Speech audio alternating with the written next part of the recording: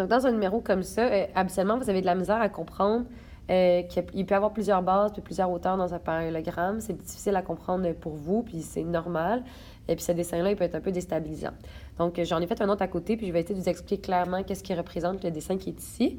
Dans le fond, ce que vous devriez voir assez quand même clairement, ça serait que le parallélogramme, par exemple, sa base, ça pourrait être de 10 décimètres, parce que c'est la même mesure que ici. Puis la base de 10 décimètres est reliée avec la hauteur qui vaut x, qu'on n'a aucune idée c'est laquelle, parce qu'il y a un angle droit qui les sépare. La base de 10, elle ne va pas avec une hauteur de 4. C'est comme vous voyez, c'est pas relié avec un angle droit. Donc cette base et cette hauteur-là, habituellement, vous les voyez quand même bien. Où est-ce que vous avez de la difficulté à voir, c'est de comprendre comment le 4 pourrait devenir une base. Ça, des fois, ça peut devenir un petit peu ardu à comprendre. Puis je vous comprends. Donc, ce que je vais essayer de faire, c'est de mettre la base parallèle au sol. Je ne sais pas si vous comprenez, mais droite. Donc, imaginez que le 4 décimètres, à ce moment-là, ça serait la base. Puis là, je vais essayer de vous dessiner ça de mieux que je peux.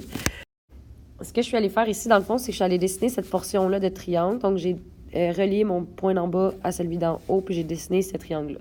Donc, imaginez, guys, que je prends un ciseau, puis que je coupe cette portion de mon parallélogramme. Donc, imaginez que je la coupe, cette portion-là, de mon parallélogramme, puis je viens la porter ici, de l'autre côté. Fait que je découpe, puis je viens recoller de l'autre bord. Donc, de cette façon-là, imaginez que je passe le ciseau, je découpe, je viens coller ça de l'autre côté. Donc, ce que vous devriez comprendre maintenant, c'est que j'ai passé un coup de ciseau ici. Ça veut dire que toute cette portion-là, m'excusez une seconde, toute cette portion-là, dans le fond, elle n'existe plus parce que je l'ai mis de l'autre côté. Puis là, quand j'ai pivoté, dans le fond, ce nouveau rectangle-là, bien, vous devriez voir que la base, ça pourrait être 4, puis la hauteur, ça pourrait être 7,5. Fait que c'est pour ça, dans le fond, qu'il y a deux choix. Tu peux avoir une base de 10 puis une hauteur de x, ou tu peux avoir une base de 4 puis une hauteur de 7,5. Voilà.